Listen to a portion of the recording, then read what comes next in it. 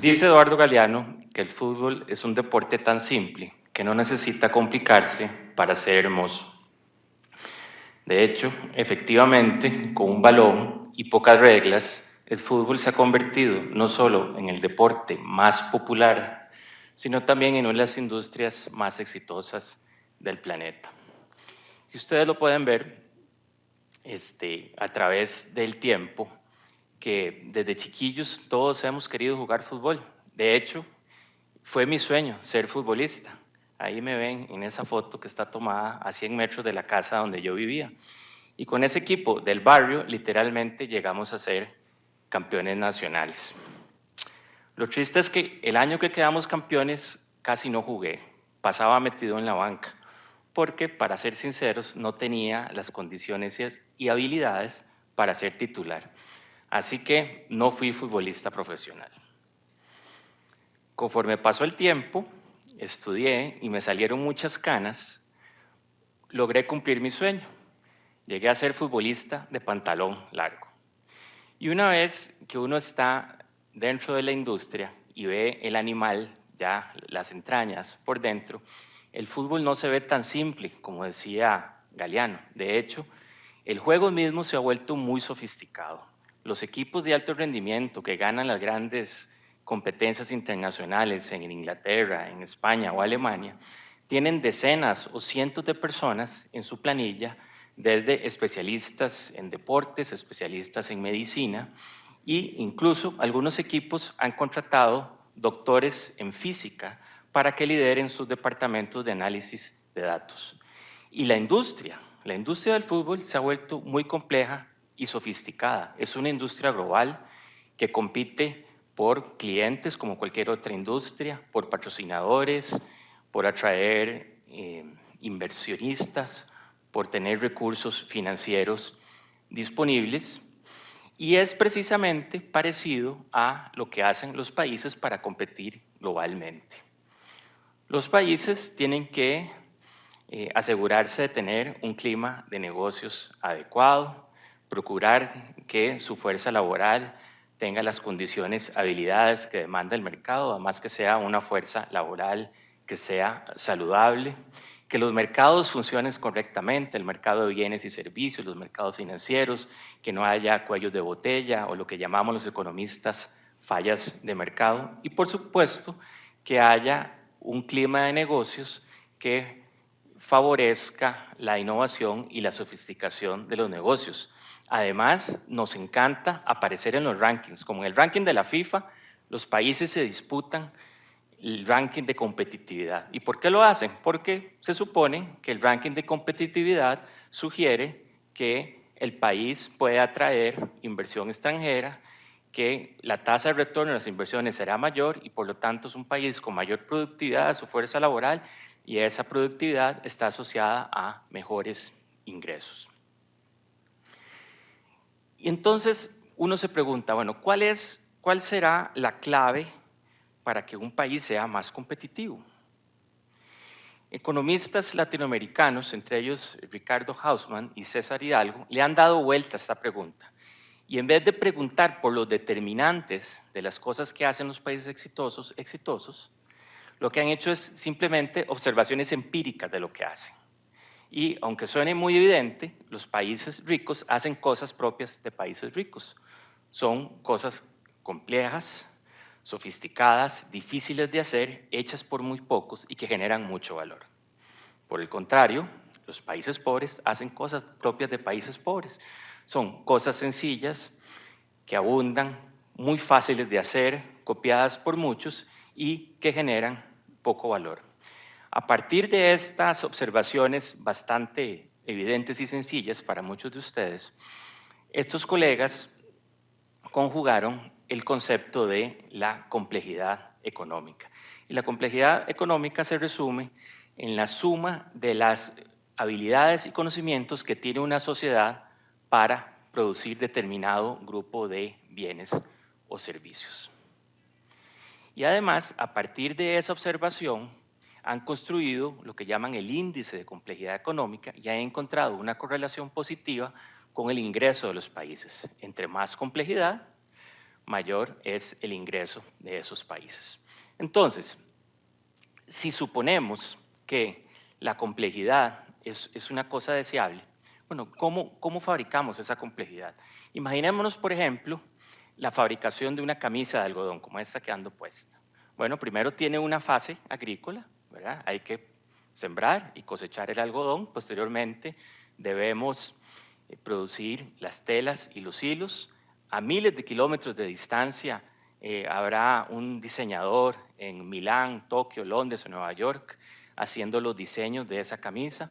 Posteriormente habrá que cortar los patrones, coser la camisa, imprimirle un diseño, llevarla a teñir, empacarla, distribuirla por todo el mundo y llevarla a las tiendas virtuales o físicas donde finalmente llegará al cliente.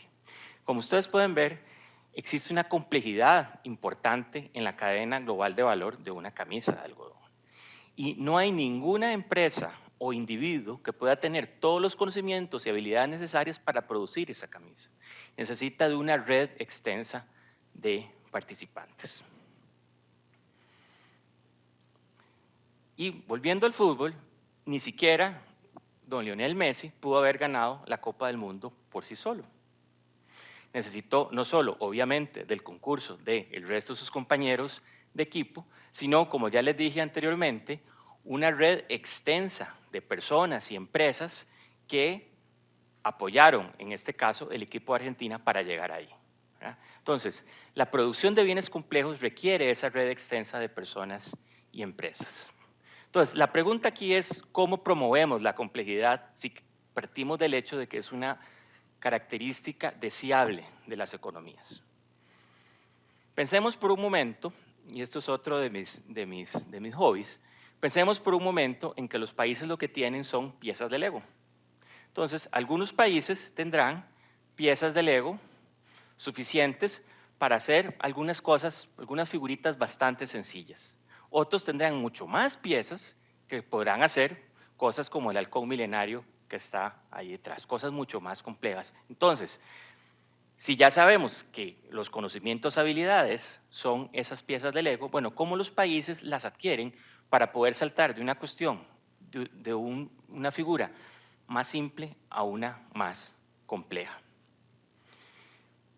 Y ahí es donde entra esta figura de arte abstracto, que en realidad es lo que llaman Hausmann e Hidalgo, llaman el mapa de los productos o el espacio de los productos. Cada una de esas bolitas representa una actividad y la conexión entre esas bolitas sugiere que hay una relación que está medida por los conocimientos y habilidades que se requiere para hacerla.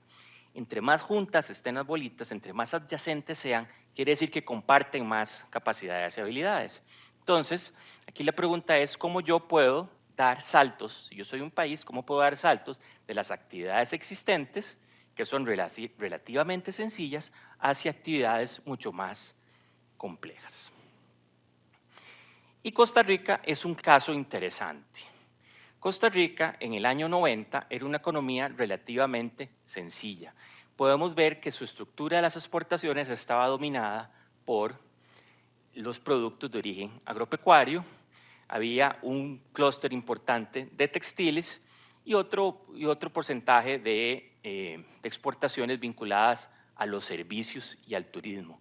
30 años después, el país avanzó muchísimo en su complejidad. Ya no solo seguíamos produciendo y exportando bienes agrícolas, sino que también aparecieron los dispositivos médicos, los circuitos integrados y además se adicionó un porcentaje importante de servicios que son bastante sofisticados, servicios dedicados a servirle a las empresas. Entonces, pero ¿cómo es que Costa Rica logró dar estos saltos? Hay un ejemplo bastante interesante, el cual es los pasos que hay que dar para avanzar en la complejidad de los dispositivos médicos. Hay varias categorías de dispositivos médicos, 1, 2 y 3. La categoría 3 son aquellos dispositivos que entran dentro del paciente y sostienen la vida del paciente. Pero para producir ese tipo de dispositivos y poder venderlos, se requiere de unos servicios y procesos de esterilización muy sofisticados. Cuando Costa Rica creyó estar lista para poder hacer esos dispositivos clase 3, se dio cuenta que no existía en el país los servicios de esterilización. Pero tampoco había cosas que esterilizar. Es una típica falla de mercado de coordinación que se conoce popularmente como de huevo y gallina. O sea, no había esterilizadora, pero tampoco había que esterilizar. Entonces, ¿qué hicieron las autoridades de inversión del país? Ir a traer simultáneamente la empresa esterilizadora y los procesos de producción que requerían esterilizarse. Y entonces así es como se soluciona esa falla de mercado. En este caso particular, Costa Rica lo que hizo fue dar un salto de complejidad hacia una actividad adyacente que compartía muchas de esas habilidades y conocimientos necesarios y que necesitaba un pequeño empujón. Ahora, es interesante que los países puedan dar esos saltos pequeños. Entonces, si yo estoy, por ejemplo, en el sector agrícola y produzco frutas tropicales sin procesar, frescas, un salto a la complejidad podría ser el procesamiento de esas frutas, pero es un salto relativamente pequeño. Ahora, en la figura esta del año 90, imaginemos que Costa Rica, ahí no se ven los dispositivos médicos. O sea, en algún momento Costa Rica decidió dar un salto estratégico de larga distancia. Eso es como una apuesta. Es un salto que usted no sabe si va a llegar a la meta, ¿verdad? Bueno, la pregunta es, ¿cómo podemos dar esos saltos estratégicos que nos permita avanzar rápidamente en la complejidad? En vez de dar pequeños saltos hacia actividades adyacentes, que en sí mismo no es una mala estrategia, pero es bastante conservadora, ¿cómo puedo dar yo esos saltos mucho más grandes? Y aquí entran en juego varios factores. El primero, yo tengo que tener una conciencia espacial de dónde estoy, y a eso me refiero.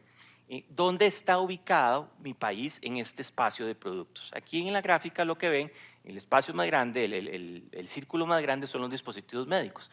Bueno, a partir de los dispositivos médicos, ¿cómo puedo yo dar saltos hacia actividades tal vez adyacentes o actividades un poquito más lejanas, en la cual yo pueda combinar algunas de las habilidades y conocimientos actuales con las cosas que necesito en el futuro?